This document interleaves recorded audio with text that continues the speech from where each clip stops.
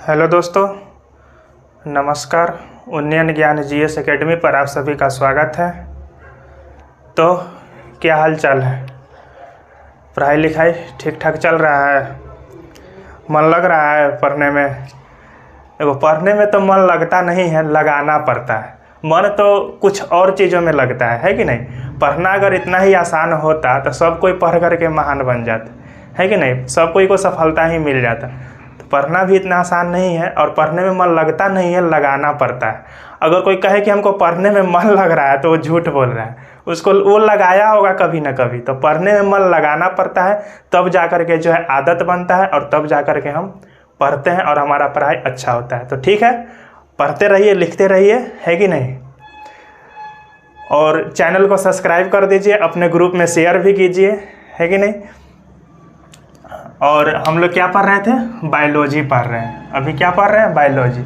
और बायोलॉजी के अंतर्गत किसको देख रहे थे, किस टॉपिक को? तो टिश्यू को देख रहे हैं। क्या? उत्तक। और उत्तक के बारे में चर्चा करें तो उत्तक के बारे में एनिमल टिश्यू को देख रहे हैं और एनिमल टिश्यू को पढ़ रहे हैं। उसके अंतर्गत बहुत सारे टिश्यू को देख भी लिए हैं। और कल के क्लास में जो हम चर्चा किए थे वो कनेक्टिव टिश्यू यानी कि संयोजी उत्तक के बारे में पढ़ रहे थे। ठीक, तो आज संयोजी उत्तक के अंतर्गत कुछ और चीज़ों को चर्चा करते हैं, कुछ और चीज़ों को देखते हैं कि संयोजी उत्तक में और कौन कौन आते हैं। ठीक, संयोजी उत्तक में और क्या क्या हमको पढ़ना है उसको देखते हैं। तो संयोजी उत्तक में आज देखते हैं, इसके अंतर्गत एक आता है कंकाल उत्तक। कंकाल उत्तक, कंकाल उत्तक। ये डेली जो है ना इडली बेचने वाला है, इसी टाइम जाएगा और वो जो है अपना भोंपू बजाते जाता है। उसको एक दिन बोलना होगा इस रास्ते से जाओ तो भोंपू मत बजाओ। अब देखिए भोंपू बजा रहे हैं। कंकाल उत्तक को देखना है। संयोजी उत्तक के अंतर्गत किसको पढ़ना है आज? कंकाल उत्तक। कंकाल उत्तक बोले तो हड्डी, हड्डी के बारे में देखना है। तो ये जो होता है ना, ये दो प्रकार का होता है। हड्डी, हड्डी के बारे में देखें तो ये दो प्रकार का होता है। पहला इधर, इसको कहते हैं उपास्थि, उपास्थि। और एक होता है जिसको कहते हैं अस्थि। एक को कहते हैं उपास्थि और एक को क्या कहते हैं? तो एक को कहते हैं अस्थि। उपास्थि बोले तो इसको इंग्लिश में कहते हैं कार्टिलेज, कार्टिलेज उपास्थि। और अस्थि को कहते हैं बोन या हड्डी, है कि नहीं? तो कंकाल उत्तक के अंतर्गत कितने हैं? दो है, उपास्थि है और अस्थि है। उपास्थि बोले तो कार्टिलेज, अस्थि मतलब बोन। तो एक एक करके दोनों को समझ लेते हैं। ये उपास्थि जो होता है, कार्टिलेज जो होता है, ये जो होता है कॉन्ड्रियोब्लास्ट कोशिका से बना हुआ होता है। कॉन्ड्रियोब्लास्ट, कॉन्ड्रियोब्लास्ट, ये जो होता है कॉन्ड्रियोब्लास्ट कोशिका से बना हुआ होता है। कोशिका, किस कोशिका से? कॉन्ड्रियोब्लास्ट कोशिका से। और उपास्थि के जो मैट्रिक्स होते हैं, मैट्रिक्स, मैट्रिक्स बता चुके हैं किसको कहते हैं, है कि नहीं? यानी कि जिस कोशिका से बना हुआ होता है और उस कोशिका के बीच के जो खाली स्थान होते हैं उसी को मैट्रिक्स कहते हैं। तो इसका जो मैट्रिक्स जो होता है कार्टिलेज का, इसके मैट्रिक्स में जो है ना एक प्रकार का जो है इसको कह सकते हैं, हाँ, द्रव टाइप का। क्या कह सकते हैं? द्रव टाइप का, यानी कि लसलसा, लसलसा। इसके मैट्रिक्स में जो है लसलसा पदार्थ भरा हुआ रहता है। लसलसा पदार्थ किसके मैट्रिक्स में? कार्टिलेज के मैट्रिक्स में। उपास्थि के मैट्रिक्स में लसलसा पदार्थ भरा हुआ रहता है। और ये कॉन्ड्रियोब्लास्ट कोशिका से जो इस उपास्थि का निर्माण हुआ है, तो ये कॉन्ड्रियोब्लास्ट कोशिका से जो है कॉन्ड्रीन प्रोटीन बनता है। कॉन्ड्रीन प्रोटीन, कॉन्ड्रीन प्रोटीन। तो ये सब क्या है? तो ये सब इसका नाम है और इस नाम को आपको याद रखना है क्योंकि प्रश्न यहीं से पूछे जाएंगे एग्जाम में। कॉन्ड्रीन प्रोटीन जो है किस चीज़ से बना हुआ है? तो कॉन्ड्रियोब्लास्ट कोशिका से बना हुआ है। ठीक, और ये कहाँ रहता है? तो ये कार्टिलेज में रहता है। इसका नाम ही ऐसा वैसा है, याद तो रखना पड़ेगा एग्जाम में बेहतर प्रदर्शन करने के लिए। Chondrin protein. कौन प्रोटीन? Chondrin protein. और कॉन्ड्रिन प्रोटीन से जो है कोलेजन फाइबर का निर्माण होता है। कॉन्ड्रिन प्रोटीन जो है कोलेजन फाइबर का निर्माण करता है। निर्माण किसका करता है? कोलेजन फाइबर का। कोलेजन फाइबर का। कोलेजन फाइबर का जो है कॉन्ड्रिन प्रोटीन निर्माण करता है। और ये कॉन्ड्रिन प्रोटीन कोलेजन फाइबर कहाँ रहेगा? तो ये भी कार्टिलेज में रहेगा, है कि नहीं? अब कार्टिलेज का काम क्या है ये देख लेते हैं। ये जो है अस्थियों के जोड़ को चिकना बनाता है। हड्डी यानी कि हड्डी, दो हड्डी जहाँ पर आपस में जुड़े हुए रहते हैं वहीं पर ये कार्टिलेज पाया जाता है। और क्या करता है? तो हड्डी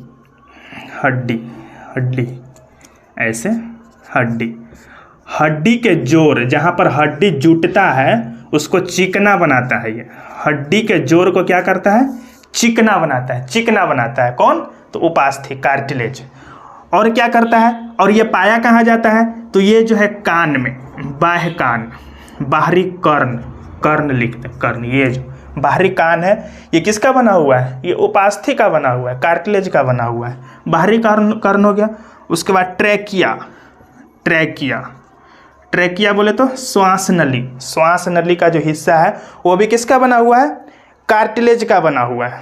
ठीक, तो उपास्थि यानी कार्टिलेज उत्तक से किसका निर्माण होगा? बाहरी कर्ण का और श्वास नली का, कार्टिलेज ये ट्रैकिया का निर्माण होगा। ठीक है, उपास्थि के बारे में इतना देख लिए। अब हड्डी के बारे में देखते हैं। किसके बारे में? हड्डी के बारे में। तो ये जो हड्डी जो बना हुआ होता है, ये बोन जो बना हुआ होता है हड्डी, ये ऑस्टियोब्लास्ट, ये ऑस्टियोब्लास्ट कोशिका से। हड्डी का निर्माण जो है किस कोशिका से हुआ है?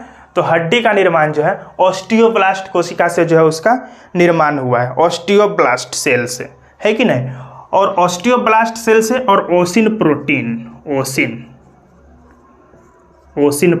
से, है कि नहीं?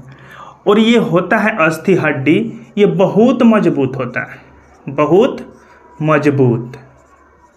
ये क्या होता है? बहुत मजबूत होता है। बहुत मजबूत काहे होता है? तो इसका भी कारण है बहुत मजबूत होने का। तो हड्डी बहुत मजबूत काहे होगा?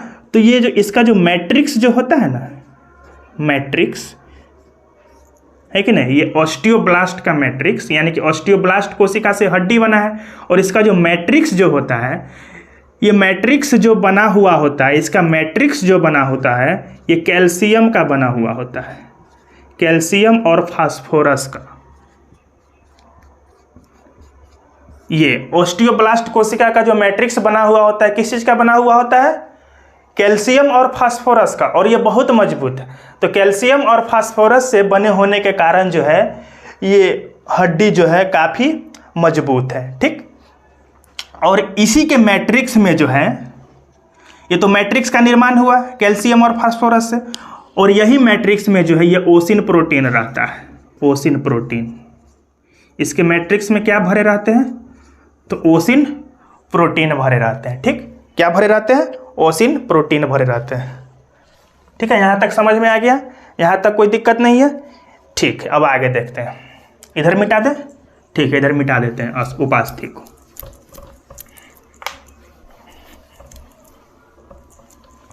ओसिन प्रोटीन इसके मैट्रिक्स में। इससे आगे क्या देखते हैं कि जो हड्डी जो होता है ना, हड्डी मानकर चलिए ये हड्डी है, हड्डी ये क्या है? Leg piece. कैसे? इस तरह का बना देते हैं। किसका लेग पीस? तो चिकन का, उसी का उदाहरण लेते हैं, लेग पीस हड्डी। तो ये हड्डी में जो है एक प्रकार का गुहा पाया जाता है। किस हड्डी में? लंबी हड्डी और मोटी हड्डी में। लंबी हड्डी और मोटी हड्डी में एक प्रकार अंदर खाली जगह, मान लीजिए खाली जगह, इसको गुहा कहते हैं। क्या कहते हैं? गुहा कहते हैं, है कि नहीं? इसमें जो है एक प्रकार का द्रव यानी कि वसा उत्तक, इसमें क्या भरा पड़ा रहता है? ऐसे वसा उत्तक, इसमें वसा उत्तक भरा हुआ रहता है, वसा उत्तक, या उसको एडिपोज भी कह सकते हैं। एडिपोज क्या भरा हुआ रहता है? एडिपोज भरा हुआ रहता है। किसमें? बोन कैविटी में। बोन कैविटी में, इसको मज्जा गुहा कहते हैं या बोन कैविटी कह लीजिए। बोन कैविटी, बोन कैविटी में क्या रहता है? वसा उत्तक, यानी कि एडिपोज भरा हुआ रहता है। एडिपोज भरा हुआ रहता है और यही वसा उत्तक को क्या कहते हैं? अस्थि मज्जा कहते हैं। अस्थि मज्जा कहाँ रहेगा? तो हड्डी के अंदर भरा हुआ रहेगा। कौन? अस्थि मज्जा। अस्थि मज्जा भरा हुआ रहता है या इसी को कह लीजिए bone marrow. Bone marrow, bone marrow, इसी को बोन मैरो कहते हैं, है कि नहीं। लेग पीस का है मुर्गा वाला, तो लेग पीस को जब बीच से जब तोड़ा जाता है तो उसमें क्या रहता है? एक सत्तू टाइप का रेड रेड रहता है ना, भरा भरा, वही है। उसमें वो वसा उत्तक रहता है, एडिपोज रहता है और उसी को क्या कहते हैं? अस्थि मज्जा, बोन मैरो कहते हैं। और ये कहाँ रहता है? तो बोन कैविटी में रहता है। बोन कैविटी में रहता है। ठीक, यहाँ तक समझ गए? यहाँ तक कोई दिक्कत नहीं है। और ये अस्थि मज्जा जो होता है, इसका जो शीर्ष वाला भाग होता है, अस्थि मज्जा के शीर्ष वाला जो भाग होता है, शीर्ष वाला और एक बीच वाला, शीर्ष वाला और एक कौन? तो एक बीच वाला, शीर्ष वाला और बीच वाला। शीर्ष वाला पर जो होता है ना, लाल अस्थि मज्जा रहता है। लाल अस्थि मज्जा, शीर्ष वाले भाग पर लाल अस्थि मज्जा। लाल अस्थि मज्जा बोले तो रेड बोन मैरो। कौन? Red bone marrow. और बीच वाले पर जो रहता है पीला अस्थि मज्जा। पीला अस्थि मज्जा, इसका मतलब yellow bone marrow. Yellow bone marrow. तो ये जो लाल अस्थि मज्जा जो है, लाल अस्थि मज्जा, यहाँ पर जो है आरबीसी का निर्माण होता है। आरबीसी का निर्माण, आरबीसी का निर्माण कहाँ होता है? यहाँ पर लाल अस्थि मज्जा में। और पीला अस्थि मज्जा जो है, पीला अस्थि मज्जा यहाँ पर जो है डब्ल्यूबीसी, यानी कि वाइट ब्लड सेल और रेड ब्लड सेल, तो डब्ल्यूबीसी का निर्माण होता है। ये दोनों का जो है निर्माण होता है। निर्माण होता है कहाँ होता है? तो शीर्ष, शीर्ष में जो अस्थि मज्जा पाया जाता है, यानी कि इधर इधर इधर शीर्ष हो गया, इधर और इधर क्या? तो लाल अस्थि मज्जा। और बीच में जो रहता है, बीच में, यहाँ पर बीच में तो पीला अस्थि मज्जा। तो यहाँ पर डब्ल्यूबीसी का निर्माण होगा और शीर्ष पर किसका निर्माण होगा? आरबीसी का निर्माण होगा। ठीक, हड्डी के बारे में समझ गए? यहाँ तक कोई दिक्कत नहीं है। हड्डी हो गया खत्म, कंकाल उत्तक खत्म। इसके बाद समझ में आ रहा है ना? चलिए, समझ में नहीं आया तो फिर से वीडियो को देखिए, समझ में आएगा ही, है कि नहीं। अब उसके बाद पढ़ते हैं किसको? रक्त को पढ़ते हैं। रक्त, रक्त, ये जो है रक्त भी जो है एक संयोजी उत्तक है। रक्त किस प्रकार का उत्तक है? संयोजी उत्तक। और कैसा संयोजी उत्तक? तो तरल संयोजी उत्तक है। तरल संयोजी उत्तक। क्यों तरल है? तो तरल इसलिए है क्योंकि इसका जो मैट्रिक्स जो होता है, मैट्रिक्स रक्त के जो जिस कोशिका से जो निर्माण होता है, सबसे पहले तो देख लेते हैं रक्त जो है 3 प्रकार के कोशिका से मिलकर के बना है। रक्त कितने प्रकार के कोशिका से मिलकर के बना है? 3 प्रकार के कोशिका से। एक है आरबीसी, एक है डब्ल्यूबीसी और एक है प्लेटलेट्स। प्लेटलेट्स, आरबीसी, डब्ल्यूबीसी और क्या है? प्लेटलेट्स है कि नहीं? प्लेटलेट्स। और आरबीसी डब्ल्यूबीसी का निर्माण कहाँ हुआ ये तो पता चल गया, है कि नहीं? शीर्ष अस्थि मज्जा पर आरबीसी और यहाँ पर जहाँ पर बीच में डब्ल्यूबीसी। इस 3 प्रकार के कोशिका से जो है मिल करके जो है रक्त का निर्माण होता है, ब्लड का। और ब्लड है तरल संयोजी उत्तक। और तरल संयोजी उत्तक इसलिए है क्योंकि इसके मैट्रिक्स में जो है ना द्रव टाइप का पदार्थ रहता है इसके मैट्रिक्स। द्रव बोले तो लिक्विड टाइप का, है कि नहीं। इसका मैट्रिक्स ठोस नहीं रहता है, इसके मैट्रिक्स में जो है द्रव टाइप का एक पदार्थ भरा पड़ा रहता है, जिसके कारण जो है ये रक्त तरल संयोजी उत्तक है। ठीक। और ये जो तरल पदार्थ भरा हुआ जो रहता है द्रव टाइप का, यानी कि तरल पदार्थ, ये क्या रहता है? तो ये प्लाज्मा रहता है। प्लाज्मा क्या भरा पड़ा रहता है? प्लाज्मा भरा पड़ा रहता है इसके मैट्रिक्स में, और प्लाज्मा कैसा है, तरल पदार्थ है। इसी के वजह से जो है तरल संयोजी उत्तक कौन हो गया, ब्लड हो गया। अब ये प्लाज्मा जो है, प्लाज्मा क्या है, प्लाज्मा, प्लाज्मा को अब देख लेते हैं। प्लाज्मा तो भरा पड़ा रहता ही है इसके मैट्रिक्स में, तो अब प्लाज्मा को देख लेते हैं। प्लाज्मा के बारे में क्या क्या देखना है सो देख लेते हैं। प्लाज्मा का जो 50% भाग जो होता है, 50% भाग प्लाज्मा, 50% भाग जो है प्लाज्मा रहता है। किस में, इस मैट्रिक्स में, यहीं पर लिख देते हैं। इस मैट्रिक्स में जो है 50% भाग प्लाज्मा रहता है। प्लाज्मा 50% भाग क्या रहता है, प्लाज्मा रहता है, और 45% जो है रुधिर कोशिका रहता है। 45% जो है रुधिर कोशिका रहता है, रुधिर कोशिका। और ये प्लाज्मा जो है रक्त में तैरते रहता है, रक्त में प्लाज्मा तैरते रहता है। और ये प्लाज्मा जो है, इसका निर्माण जो है, प्लाज्मा का जो निर्माण है, ये जो है 90% भाग जल से हुआ है, जल से। प्लाज्मा का निर्माण 90% भाग जल से, और 7% जो है कार्बनिक, कार्बनिक और अकार्बनिक, कार्बनिक और अकार्बनिक पदार्थों से, कार्बनिक और अकार्बनिक पदार्थों से, है कि नहीं। बस इतना ही प्लाज्मा के बारे में देखना है। तो रक्त के बारे में क्या देखें, तो रक्त एक तरल संयोजी उत्तक है। रक्त कैसा उत्तक है, तरल संयोजी उत्तक है। इसके मैट्रिक्स में जो है एक तरल पदार्थ भरा पड़ा रहता है, जिसके कारण यह तरल संयोजी उत्तक है। और तरल पदार्थ क्या रहता है, तो वो तरल पदार्थ जो है प्लाज्मा रहता है। क्या रहता है, प्लाज्मा। और इसके मैट्रिक्स में 50% भाग प्लाज्मा रहता है, और 45% भाग जो है रुधिर कोशिका से भरा पड़ा रहता है। प्लाज्मा 50% और 45% रुधिर कोशिका, ब्लड सेल। प्लाज्मा, प्लाज्मा का जो निर्माण हुआ है 90% भाग जल से बना हुआ है प्लाज्मा, और 7% कार्बनिक और अकार्बनिक पदार्थों से बना हुआ है। ठीक, तो ब्लड भी क्या हो गया, खत्म हो गया। रक्त के बारे में इतना चीज़ याद रखिएगा, यह तरल संयोजी उत्तक है, और इसका निर्माण है WBC, RBC और प्लेटलेट्स से हुआ है। और ये तीनों क्या है, कोशिका है। ठीक, इसके बाद अब देखते हैं किसको, लसिका को। लसिका, लसिका, लसिका, लसिका को देखते हैं। ये लसिका क्या है, तो लसिका को देखते हैं। ये लसिका जो है, मानकर चलिए ये क्या था, ये था आपका रुधिर वाहिनी।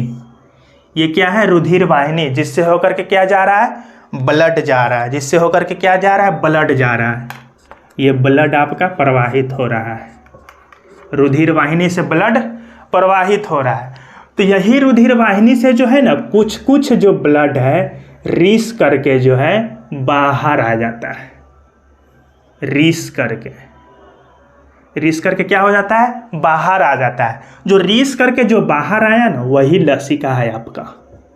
वही क्या है, लसिका है। रुधिर वाहिनी से ब्लड प्रवाहित होता है, और उसी रुधिर वाहिनी से कुछ कुछ ब्लड का हिस्सा जो है रीस करके बाहर आ जाता है। वही क्या कहलाता है, वही लसिका कहलाता है। वही क्या कहलाता है, लसिका कहलाता है। लसिका कहलाता है। और लसिका जो है तो रक्त के समान ये भी तरल संयोजी उत्तक है। लसिका भी क्या है, तो रक्त के समान तरल संयोजी उत्तक है। और लसिका में जो है, लसिका में केवल श्वेत रक्त कण पाए जाते हैं, WBC, केवल WBC, केवल WBC। यह भी क्या है, यह भी तरल संयोजी उत्तक है। यह भी तरल संयोजी है। इसमें केवल WBC होता है, इसमें RBC और प्लेटलेट्स नहीं होता है। लसिका में RBC और प्लेटलेट्स का क्या रहता है, अभाव रहता है। RBC में, हाँ किसमें, लसिका में RBC और प्लेटलेट्स का क्या रहेगा, अभाव रहेगा।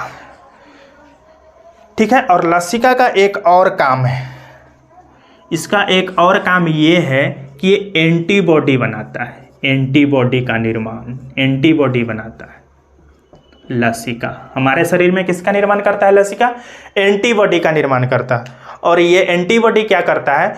तो हमारे रोग के प्रतिरोधक क्षमता को बढ़ाता है। हमारे शरीर के अंदर रोग के प्रतिरोधक क्षमता को बढ़ाता है, और जो भी बैक्टीरिया या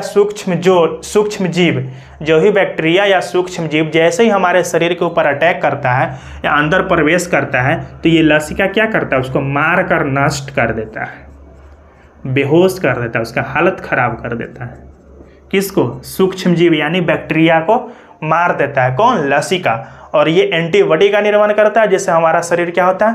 मजबूत। जिसका एंटीबॉडी जिसके शरीर का कमजोर रहता है, वो व्यक्ति बराबर बीमार ही रहेगा। उसको थोड़ा सा मौसम परिवर्तन हुआ, उसको सर्दी हो जाएगा, बुखार हो जाएगा, विभिन्न प्रकार के समस्याओं से जूझता रहेगा, है कि नहीं? और जिसका एंटीबॉडी मजबूत रहेगा, उसको क्या गर्मी, क्या सर्दी, क्या कुछ भी मौसम परिवर्तन, वो ठीक ठाक रहता है कि नहीं? तो छात्र जीवन में खाना पीना सही रखिए, टाइम पर खाना खाइए, आपका एंटीबॉडी बनते रहेगा, और एंटीबॉडी मजबूत रहेगा, आपका शरीर भी मजबूत रहेगा, बीमार कम पड़िएगा, और पढ़ाई लिखाई में मन लगते रहेगा।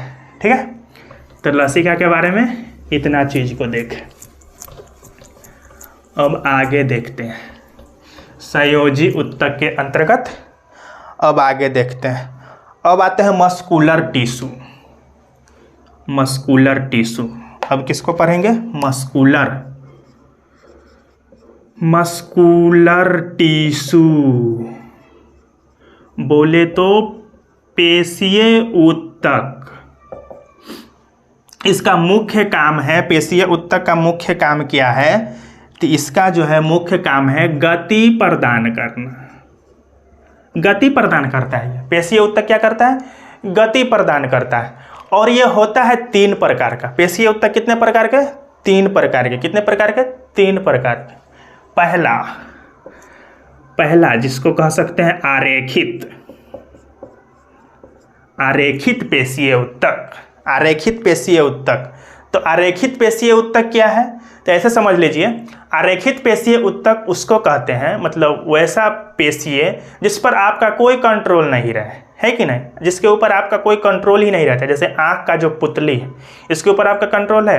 कितनों आप ऐसे करके देखिए, कोई ऐसे मार देगा तो फटाक से ना पुतली क्या हो जाएगा? गिर जाएगा। आपका इतना मजाल नहीं है, आप में इतना हिम्मत नहीं है कि आपके अंदर जो नस से होकर के, रक्त वाहिनी से होकर जो ब्लड प्रवाहित हो रहा है, उसको आप रोक दें। है हिम्मत? नहीं है आपके अंदर, वो हिम्मत ही नहीं जिसको आप रोक सकते हैं। उसके बाद मूत्र वाहिनी, जिससे होकर मूत्र प्रवाहित होकर के जो है थैली में आकर के जमा होता है, किडनी से जो है वहाँ से जो है छानने के बाद ये मूत्र थैली में आकर के जमा होता है। तो मूत्र वाहिनी में जो मूत्र प्रवाहित हो रहा है, उसको भी रोकने का आप में हिम्मत नहीं है। और छोटी आंत जो अंदर में अपना सिस्टम कर रही है, अपना काम कर रही है, उसको भी रोकने का आपके अंदर क्षमता नहीं है। तो वैसा शरीर का फंक्शन जिसके ऊपर आपका नियंत्रण नहीं रहता है, वो अपना काम जो है करते रहता है, उस पर जो है आपका कोई नियंत्रण नहीं रहता है, वो अपना काम करते रहता है, तो वो सब किसके अंतर्गत आते हैं? आरेखित पेशीय के अंतर्गत आते हैं। आरेखित पेशीय के अंतर्गत आते हैं। और इस पर आपका इच्छा नहीं रहता है, आपकी इच्छा अनुसार काम नहीं करता है, आपका यहाँ पर कोई इच्छा काम नहीं करता है कि नहीं? इसलिए उसको जो है अनैच्छिक, आपका इच्छा काम नहीं किया, इसलिए उसको अनैच्छिक पेशीय ऊतक भी कह सकते हैं, है कि नहीं? अनैच्छिक पेशीय ऊतक। दूसरा है रेखीय पेशीय ऊतक। रेखीय पेशीय ऊतक जिसमें आपके अनुमति के बिना जो है यह हिल डोल नहीं कर सके। जैसे कि यह हाथ है, इसको हम नहीं मोड़ेंगे तो मुड़ेगा? नहीं मुड़ेगा। गर्दन को ऐसे ऐसे नहीं घुमाएंगे तो घूमेगा? नहीं घूमेगा। इस सब पर आपका क्या है? कंट्रोल है। गर्दन को इधर करके रखेंगे तो इधर ही रहेगा, इधर कर देंगे तो इधर ही रहेगा। पैर को मोड़ लेंगे तो मुड़ाएगा, नहीं मोड़ेंगे तो नहीं मुड़ाएगा। शरीर को ऐसे करेंगे तो ऐसे हो जाएगा, ऐसे करेंगे, मतलब जिस पर आपका कंट्रोल, आपके इच्छा के अनुसार आपका बॉडी काम करे, उसी को रेखीय ऊतक कहते हैं। और आपकी इच्छा के अनुसार काम कर रहा है, इसीलिए आपको इसको ऐच्छिक ऊतक भी कह सकते हैं। ऐच्छिक पेशीय ऊतक, क्योंकि आपका इच्छा यहाँ पर कार्य कर रहा है। ठीक, अरेखित और रेखित समझ गए? रेखीय नहीं, रेखित। अरेखित और रेखित समझ गए? ठीक है। और इसका जो मांसपेशिया जो होता है, इसका जो पेशीय जो होता है, पेशीय ये हड्डी से जुड़ा हुआ होता है। याद रखिएगा, रेखित पेशी यानी कि ऐच्छिक पेशीय ऊतक का जो पेशीय होता है किस चीज से जुड़ा हुआ था, हड्डी से, तब तो इधर उधर मूव करता है, आपकी इच्छानुसार तभी तो मूव करता है, इसलिए वो हड्डी से जुड़ा हुआ होता है। तीसरा एक और है, इसको कहते हैं हृदय पेशी। हृदय पेशी इसकी भी जो बनावट होता है रेखित पेशीय ऊतक के तरह ही बनावट होता है, लेकिन फर्क इतना है कि रेखित पेशीय ऊतक पर आपका कंट्रोल रहता है और हृदय पेशी ऊतक पर आपका कंट्रोल नहीं रहता है। जिस दिन ये हृदय पेशी ऊतक काम करना बंद कर दिया, हृदय धड़कना बंद कर दिया, उस दिन आपका काम क्या है, खत्म है। तो ये भी जो है जन्म से लेकर मृत्यु तक जो है अपना काम करते रहती है, इस पर भी मानव का कंट्रोल नहीं रहता है कि नहीं। अगर कंट्रोल रहता तो दोसर हृदय पकड़ लेता, मर जाता है कि नहीं। तो हृदय पेशीय ऊतक इसकी जो बनावट है रेखित पेशीय ऊतक की तरह ही है, और ये भी जो है इसकी जो कार्य है ये अनैच्छिक, मतलब इसका कार्य जो इस पर भी जो है मानव का जो है कंट्रोल नहीं रहता है। जिस दिन ये काम करना बंद किया उस दिन जो है आपका सेवा समाप्त हो जाएगा। तो मस्कुलर टिश्यू भी हो गया अब खत्म। जो बातें आपको लग रही है इम्पोर्टेंट है, ऐसे तो सब बातें इम्पोर्टेंट ही है, बहुत काट छाट करके बता रहे हैं। जहाँ से प्रश्न आते हैं तो ये सब को जो है नोट्स में लिखते चलना है, ठीक। अब आगे देखते हैं, आगे क्या पढ़ना है, आगे देखते हैं। आगे थोड़ा सा और है नर्वस टिश्यू, बहुत इम्पोर्टेंट। नर्वस टिश्यू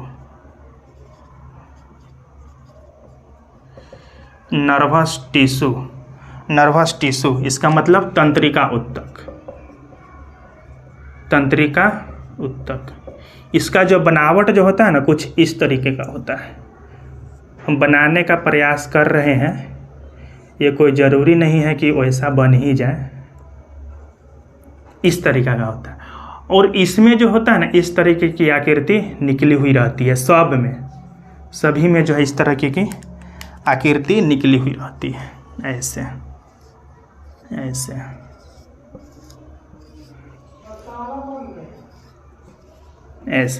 यही है आपका नर्वस टिश्यू, ऐसे। और यहाँ से जो है कुछ इस तरह की आकृति बनी हुई होती है,